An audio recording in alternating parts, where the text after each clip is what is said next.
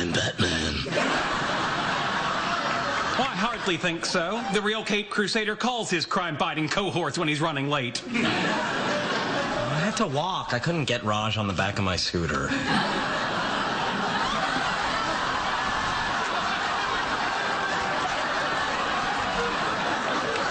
I've said this before and I'll say it again. Aquaman sucks. Welcome in, everybody. Thank you so much for being with us here on Tactics the Geekend. It is, of course, Friday, and so we're going to have some guests join us and talk about some nerd things. You know, it's really sad this year that E3 got completely canceled because of the coronavirus and everything going around with that, and I really was hoping for having some more information on Legend of Zelda Breath of the Wild sequel, because it's been a year now since we've heard anything about it. I really was expecting to hear at least some information on that, and so since we don't have any actual data to go on, we're going to do exactly what I did with the coronavirus, which is speculate until we do have something to go on. So with that, let's go ahead and go to our panel this evening. We have Chris and Justin with us. Thanks for being on the program, guys. Hey. So when it comes to this game, it was pretty much universally beloved, and it's really, really easy to see why after playing through some of this. So real quick, spoiler alert, there are going to be quite a few spoilers for Breath of the Wild if you haven't played all the way through it. So just, you know, be aware of that since we're going to be talking about the sequel and speculation. So about a year ago, they come out with this trailer announcing that there is going to be Breath of the Wild 2, and we get very little from this trailer.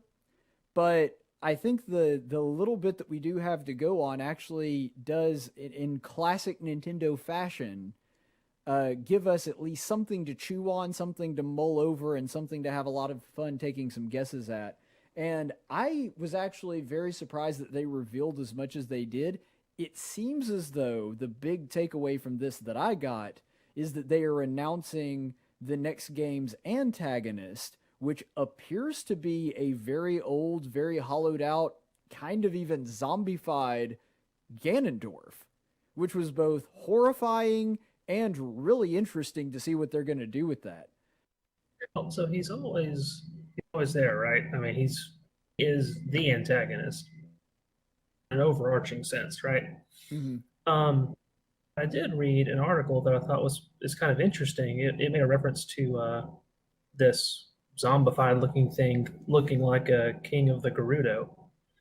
And there's like some references to the Gerudo as part of this trailer they showed. Mm-hmm. So I would actually find it pretty interesting if Ganon were more of a puppet master influencer type of force in this game instead of being the primary antagonist, and actually some sort of ancient king or some sort of, you know, historical NPC. Kind of like he was in Twilight Princess. Yeah, basically that he's not necessarily center stage, but that the workings he's involved in have their own kind of manifestation that you have to deal with. So just for clarification, are you suggesting that Ganondorf is pulling the strings of some kind of like body that he's borrowed, and that's what we're seeing in the trailer? Or are you saying it's the other way around, that Ganondorf has been the puppet master behind the scenes this whole time and causing the events of Breath of the Wild 1?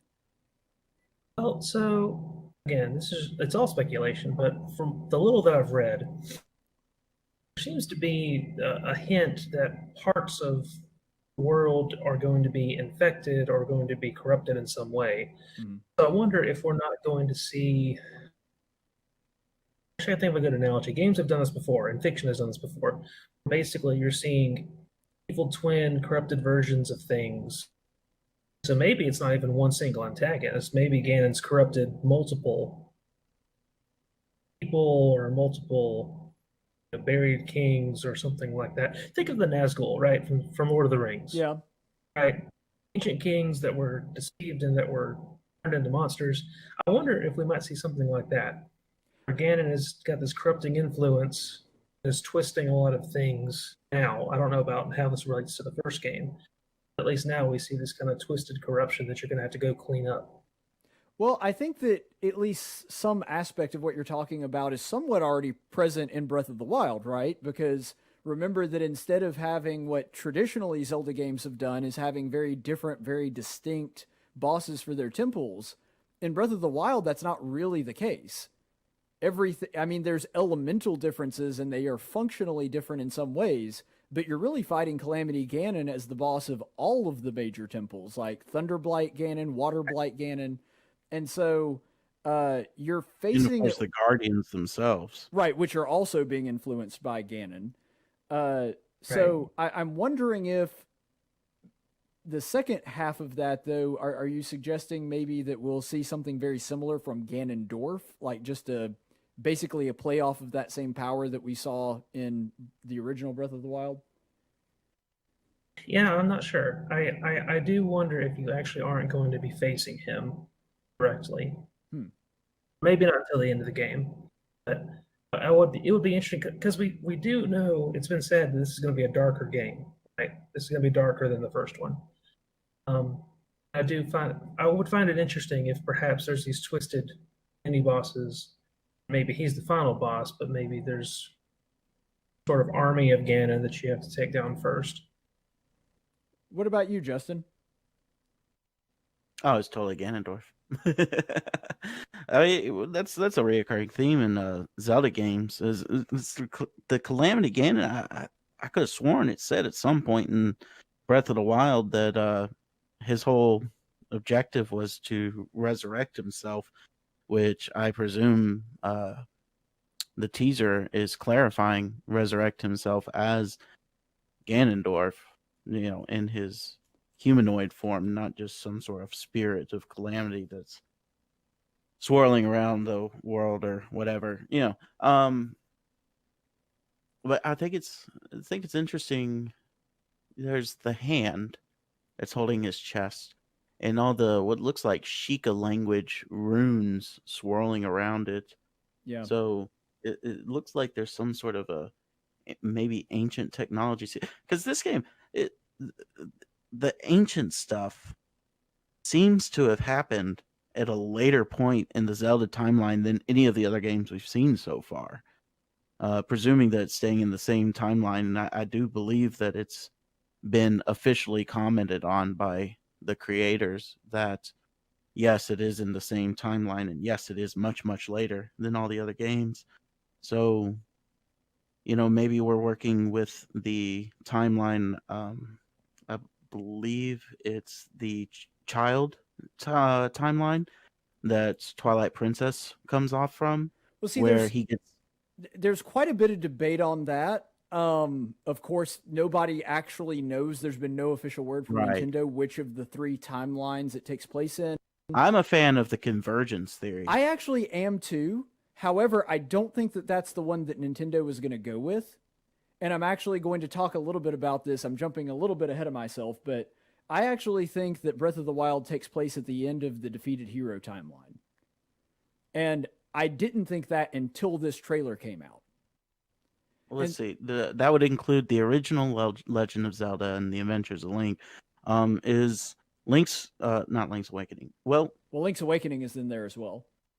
Yeah, because that's the same Link from A Link to the Past, right? Yes. Yeah. So we have regular Zora, not the weird mutant Zora that become enemies, basically, that you gotta kill in the waterways that are shooting the fireballs at you. We've got regular Zora. And not only that, we've got Rito, which the only other game the Rito have been in is Wind Waker. However, there are references to Rito that exist outside of that timeline. Are there? Twilight Princess, you can actually see a mural in Hyrule Castletown, and it has the Rito. It has different depictions of all the different tribes, including Gorons and Zora, and it also has Rito there as well. So that somewhat breaks the theory that this fits squarely into the child timeline. But yeah, because if it is the same Rito that are in why is it slipping my mind? Wind Waker. Wind Waker, yeah. If it's the same Rito there in Wind Waker, then they've further evolved because they don't have to have their wings presented to them anymore. But as I actually just found out yesterday, playing through the Champions Ballad, the Rito can't actually fly up. They're just gliders. So it is the same. Yeah, that was one thing Rivali was upset about. He's like, surely there's a way, and that's how he develops Rivali's Gale as a way for Rito to fly up. But they can't. That does not at all comport with Wind Waker, though. Medley can very clearly fly. Well, they have their power bestowed on them by Valu, the dragon. Oh, remember? That's how they explain it. That's their coming of age thing, is they get their wings and their power to fly from the dragon. So it seems now they've actually, evolved in whatever way that they grow their own biological wings now, because even the little baby Rito have wings, and they're more bird-like and less humanoid, but they can't fly up. So I guess it's almost like it's a continued evolution, but since they don't have the blessing of Valu, they can't gain altitude on their own. They can just catch updrafts and, Well, and one issue that you run into, and I don't want this to just devolve into a what timeline does it take place in discussion, because that's really beyond the scope of what we're planning to talk about tonight. But one problem that you run into there is that you have to remember that another condition of the Ruto existing in The Legend of Zelda is that they evolved from Zora. Which, granted, is one of the dumbest story elements that you could come up with. The entire world becomes a sea and the fish people die. Like that, makes total sense. But anyway. Well, we don't know that they died. No, we do. It actually says it. It says it in... Yeah, because the conversation that's had with the Zora Sage after Medley dies... Right. They actually explained that the Ruto died out and the Zora died out and essentially evolved into the Ruto, and so there are no more Zora. Huh. So that's another thing that conflicts with it being just in the child timeline. So again, I don't want to turn this just into a discussion about that, but it's an important element to it. To bring it back, my point was to determine what was the demise of Ganondorf. How did he get in this position? I was thinking maybe it's something to do with, he was stabbed through by the sages with the sword in Twilight Princess and sealed away and whatnot. Maybe this is shortly after that, and the Sheikah come in and put this binding spell technology, whatever it is, on him. I don't know, but I mean, it seems we have a classic case of Ganondorf trying to reincarnate himself. Right, because that's never been done before. But right. But it could be a red herring, because Nintendo clearly is all about breaking with expectations. With expectations. So I wouldn't be surprised if they did it again story wise. And here's what I think personally. I think based on this trailer that this takes place in the defeated hero timeline, and the reason that I do is it is the only timeline where Ganondorf has not been killed. Because you think about it, he is killed at the end of Wind Waker and sealed at the bottom of the sea. He is killed in the end of Twilight Princess. And the only game that takes place after Twilight Princess is Four Sword Adventure, which does not include Ganondorf. And so, if you ask me, the only plausible timeline where Ganondorf has somehow survived... Now, I guess technically if there is a convergence, there might be a way for them to wire work it around and explain it. I don't know. But if it takes place at the end of the defeated hero timeline, then it's the only one where Ganondorf hasn't been killed. Ganon has been sealed away several times, like at the end of A Link to the Past, but Ganondorf has never died. And see, what I think has happened is that Ganondorf and Ganon have now been split. And so what you're actually killing when you defeat Calamity Ganon at the end of Breath of the Wild and kill him, because you don't seal demise. Him. Yeah, exactly. You don't... That's cool. Right. So I think, since you don't seal him in the Master Sword or anything, you actually physically kill him and destroy Ganon. That what has happened now is that Ganon is gone, and without Ganon's dark power to sustain him, Ganondorf has become this like hollowed out husk that is somehow draining the life force out of the land or something. And I think that's what all that magic was, and I think that's why he's in the condition that he's in. Is that he's super old and now he's just trying to figure out a way to magically sustain himself in the absence of demise. And of course, Ganon is a pig and Ganondorf is a Gerudo. Right. And so I think these two entities that had been one for a really long time have now been split, and now that Ganon's actually gone. And here's another thing, and to play to your red herring theory, I think that this is another possibility.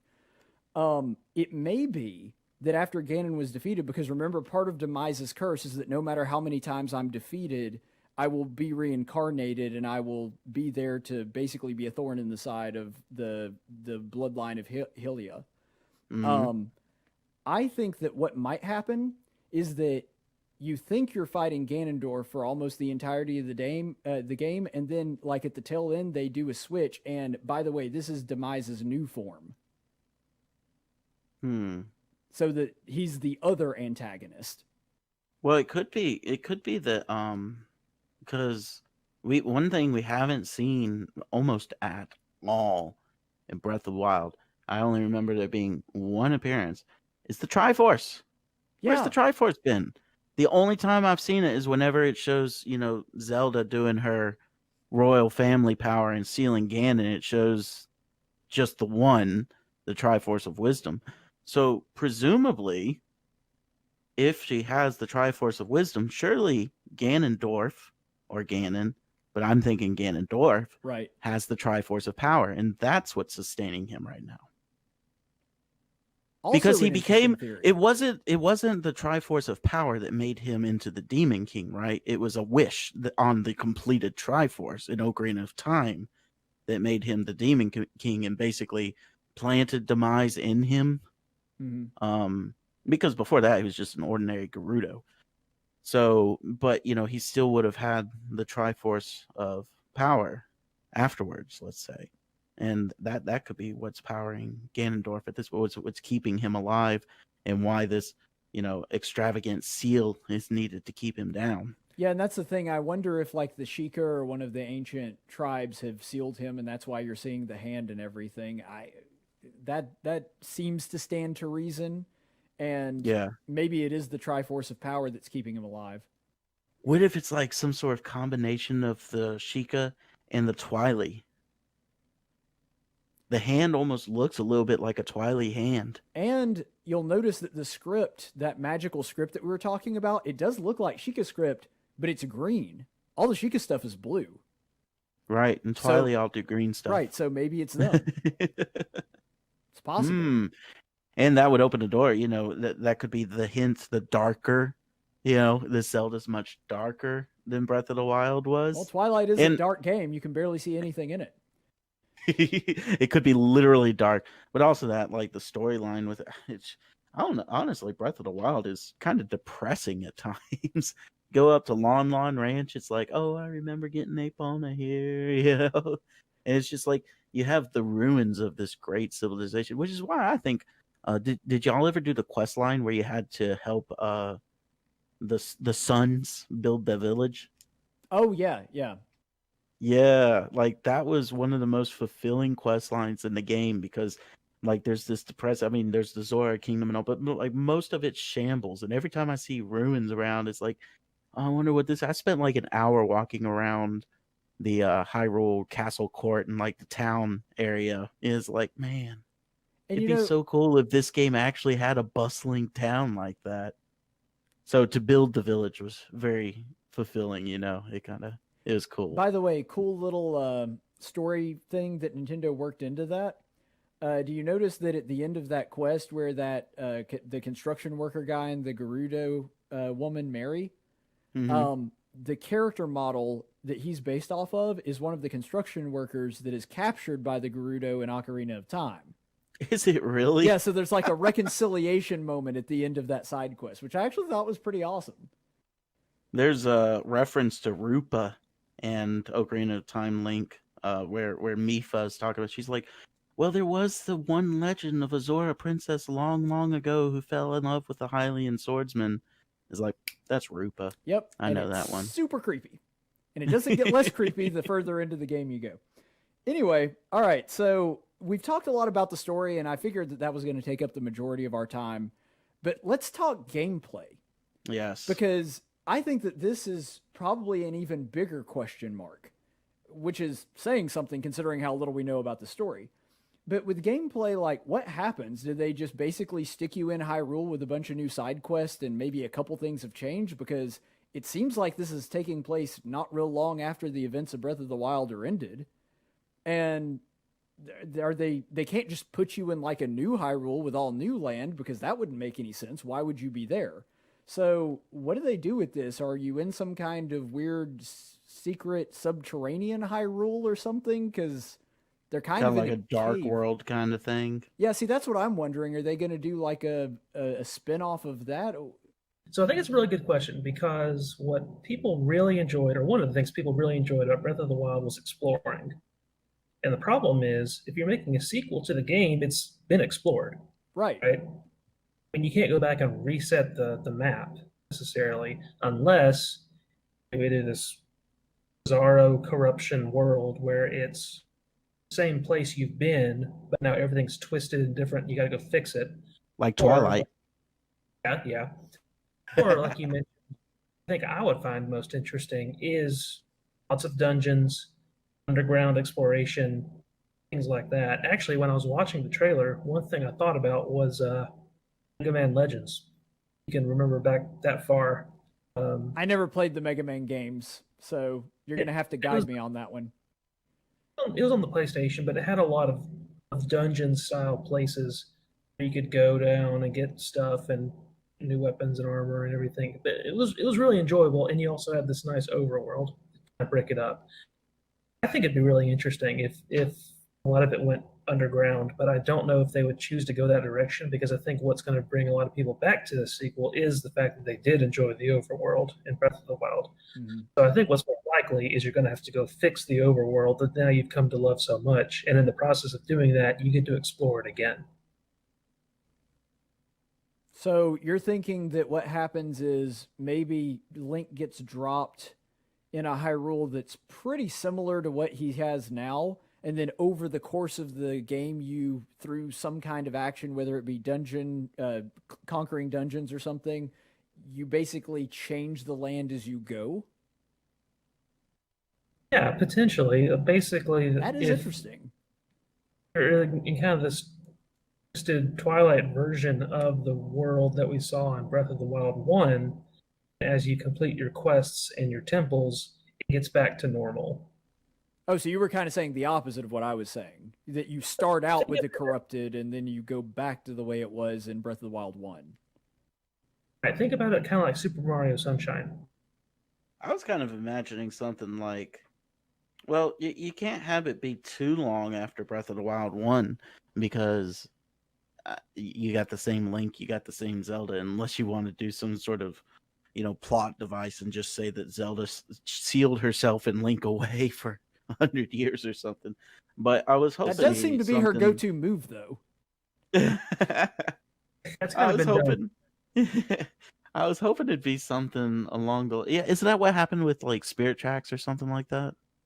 Which I never played, so I'm stepping. No, Spirit Tracks does happen 100 years later, but it's a new Link and a new Zelda. Okay, what about the other Toon Link? That's Phantom Hourglass. That happens directly after Wind Waker. Oh, okay. Well, anyway, so you got, say it's only a couple decades after the events, and because they're like 16, basically. I do believe it was literally Zelda's 16th birthday in one of the memories. And I presume Link's about the same age. So, they'll put them in their like 30s, something like that. Maybe they got married. Maybe they got some kids or something. You do read in her diary that she was developing some feelings for Link. True, but I find it... I love how everybody complains that he shows no emotion and never says anything. That cracks me up. Like Rivali's like, I graced him with the presence of showing him my new technique and nothing, not any sort of impressed or anything. Like it's like talking to a stone. I hate him. You know what it reminds me of? It's like Joker and Batman. Yeah, it is.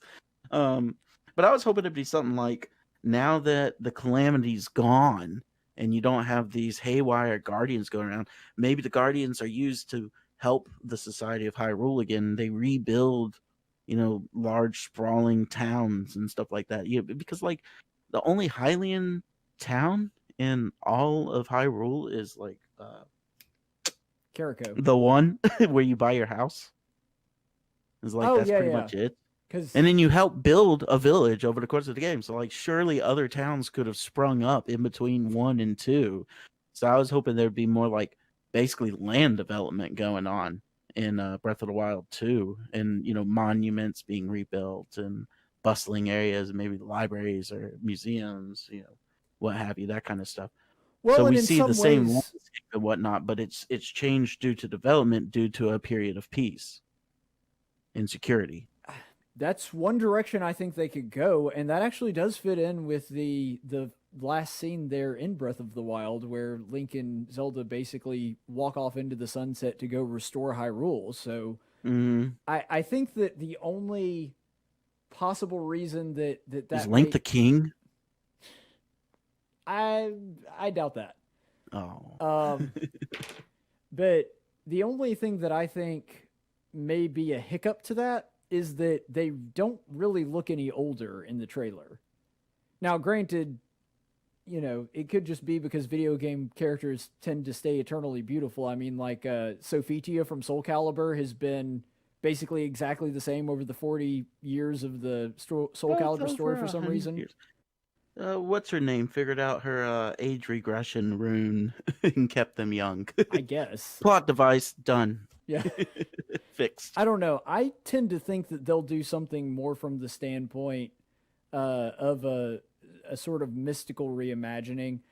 One thing that has been very consistent over the Zelda, I mean, all Zelda games, not every single one has a mechanic like this, but virtually all of them do, some kind of alternate version of reality. Like with Link to the Past, you have Light World and Dark World. With Ocarina of Time, you have the Zelda or the Hyrule before Ganondorf conquers, the Hyrule after Ganondorf has pretty much conquered everything. Mm-hmm. And so Twilight and non-Twilight, there's almost constantly a dichotomy. And especially, it could be like a prequel.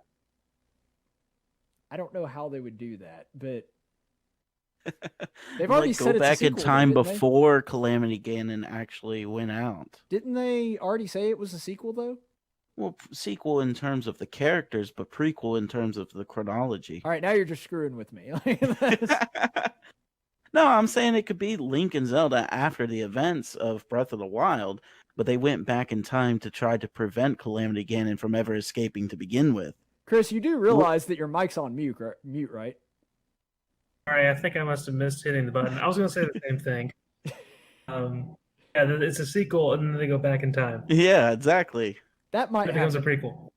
Because when I first saw it, I really thought that it was going to be a prequel at one point until, I played through enough of the original Breath of the Wild that I'm like, no, Zelda before the events that happened in the memories wouldn't have.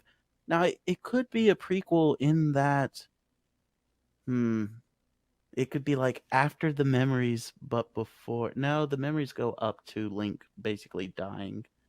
Never mind. Maybe they'll try I agree with to. you. Maybe they're gonna try to I don't know, Brett Ratner the whole thing. Look, dude, you introduce time travel and anything can happen. You're not wrong. In Zelda, it's been a while since Zelda has pulled the time travel card. You're right. It has been a while since they've done that one. Unless you do count the time stones in Skyward Sword. You don't actually go back in time, but you kind of do. I don't even know if that technically counts as time travel. I guess it's more like it takes your environment and time travels the environment, which also could be a mechanic maybe they could bring back with the time stones. Which actually brings up another question, which is, how is it that Hyrule, no matter what time period you drop in on, there's some kind of super advanced ancient technology? Like, there's a completely is that different... the case? Yeah, there's a completely different ancient society that's going on in Breath of the Wild that seems completely separate and apart from the one in Skyward Sword, which is the earliest game, Breath of the Wild potentially being the latest game. How do they constantly have this ancient society that seems to be just like a few hundred years in the past, but nobody can remember? They keep trying communism. That must be it. Hyrule has tried communism several times, and it just never works. It wasn't real communism. But And then, you know, they got to start history at year 1 and everything goes down the memory hole. I think that a time travel mechanic might work though, because they've already experimented with that in Ocarina of Time. Even games that don't really have it, they'll do something with it, like how you basically use a time device to restore the Temple of Time in Twilight Princess. Yeah, yeah, yeah. And so, since they have no trouble with in this series canonizing that like a specific area can be regressed in time, either through some kind of magic or some kind of device, maybe there's portions of Hyrule, the Hyrule that you already know and love from Breath of the Wild, that get retrofitted with some kind of time travel mechanic. That's one thing I've always permanently. wanted to do since I first saw the Breath of the Wild Hyrule. It's like, I really wish I could see what this was like before Calamity Ganon messed it all up. Well, maybe they'll give you a chance. And I also want to be able to cook multiples of the same thing at once. I also want that in both Breath of the Wild 2 and Animal Crossing. Yep. So, all right. So, one last thing that I wanted to bring up, since we've already covered everything else, the Master Sword is already in the trailer. I find that really interesting. Because Link's got it on his back. Yeah. Because think about this. Is there any other Zelda game where Link starts with the Master Sword? Here's the question. Is the footage that we're seeing late game footage? In other words, it's something that happens very close to the end of the game and we're just seeing Link after he's reacquired the Master Sword? Because it seems to me very strange, especially after if you've completed the Master Sword side quest, that they would somehow make it to where he has the Master Sword to begin with. Because if you've... I mean, I suppose that this is story canon, the DLC, that you've already fully charged and restored the Master Sword's full power. Well, if that's the case, does Link really have the full-powered Master Sword at the beginning of the game? Because that seems a little broken. And since the weapon crafting system and acquiring weapons is such a massive part of Breath of the Wild 1, are they really going to toss that out? First theory is the easy one where Link drops it, but it gets stolen. Or maybe they're in that cave and something happens and he has to get out and somehow he loses it, right? There could be some sort of convenient story, some plot device to make him no longer have access to it. He has to go find it again. Mm-hmm. The other one, though, that I've seen that I find very interesting is the suggestion that perhaps you play as Zelda, at least for part of the game. And that might mitigate the problem of Link having the Master Sword if you don't play as Link. I would not put it past Nintendo to have you play as Zelda at least for a portion of the game. I would be incredibly surprised if it was for any significant amount of time. Like, I don't see them doing even a quarter, like, to start out the game where you play as Zelda instead of Link. That just seems like something Nintendo would not do. Maybe I'm wrong, but my instincts tell me they wouldn't do it. It's a tough one. I mean, the only thing that comes to mind for me is thinking of Twilight Princess and being transformed into Wolf Link. Like, maybe if there's some sort of, like Chris was saying, corruption, maybe the corruption affects Link somehow. Or, I mean, even like Majora's Mask, you get turned into Deku Link, and you don't have, like, most of the abilities you normally have as Link. Maybe you spend, like, a third of the game playing in some sort of corrupted form. That's possible. It would certainly be unconventional. I think that the way that they handled the Master Sword is... I think that that's probably early game material. In other words, the trailer that you're seeing is probably very early in the game, if not like the very first scene, because it seems to pick up right where Breath of the Wild 1 left off. And either they do it the very obvious way that Chris described, where he just, for whatever reason, like drops the Master Sword, or I thought about this one, and this may be it as well, the seal that they have Ganon under is breaking. And that's the reason that you're seeing him like sort of wake up and then turn to the camera and everything, because that seal's about to come undone. And the only thing that Link can come up with to stop him is to seal him with the Master Sword. Oh, the sword that seals the darkness, of course. Right. And that sword has been used for that purpose many times. Right. So I think that that's what's going on. That Link, first of all, perceives very quickly that yeah, there's no way we're surviving this, and so if I don't do something to seal him and do it really fast, then we're done. Yeah. So I think that that's the route that they're going to go, and then very late in the game, I don't know if it'll be something similar to how they did it in Breath of the Wild, where it's optional to acquire it, although that seems unlikely considering how integral it seems to this story. But maybe even like literally as you're about to fight the final boss, you get the Master Sword back then because it's been sealing him this whole time. Right. I think that may be the route that they go. And if they do that and you don't get it up until the final boss fight, here's where that would give Nintendo an advantage. That way they don't have to retroactively say you don't have the full powered Master Sword. And they get to use their weapon mechanic that they brought into the game with Breath of the Wild with absolutely no chance of you replacing it partway through with the fully powered Master Sword. Right. If it's just an item that you use for the final boss, then that mechanic stays for the entirety of the game up until that point. So I think that's the route they're going to go with it personally. That would be a good one. Good route to take. I like that. The only thing that I have left that I wanted to bounce off of you, and you guys may have absolutely nothing on this, and if you don't, that's fine, because I'm struggling on this one myself. Any ideas to what the title might be? Because I'm tired of calling it Breath of the Wild 2, and I know that that's probably the most accurate name because that's all we've got to work with right now. But any chance that they go with something radically different? Is it just a play off of Breath of the Wild? Like, what do you think Nintendo does with the branding and the title? I have no idea. Well, at least you're honest. I just, honestly, that had never occurred to me. I was like, I figured that would just be the official title. Breath of the Wild 2, done. Maybe Nintendo was like, yeah, we got lunch coming up. We're just going to have to take the lazy way out. I did just do a quick Google search. And there is some sort of rumor from some now deleted online internet post. So okay, so it's true. It's a super credible information here. But I think it's really neat. What it says is, let's see, it claims that Breath of the Wild 2's title is The Legend of Zelda Bond of the Triforce. And the game's gimmick will be the ability to switch between Link and Zelda in dungeons, with Link the only one playable in the open world, and Zelda in the, I guess, whatever the other, in the dungeon part. There you go. I have no idea. That sounds made up. That sounds like somebody else's wish list video.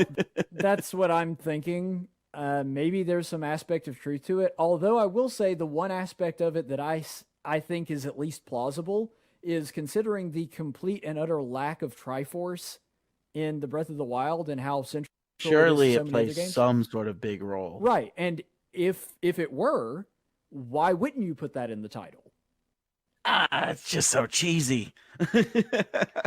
I don't think hope not. Bond of the Triforce. Bond of the Triforce sucks, but I'm saying Triforce. Was that a cleaner?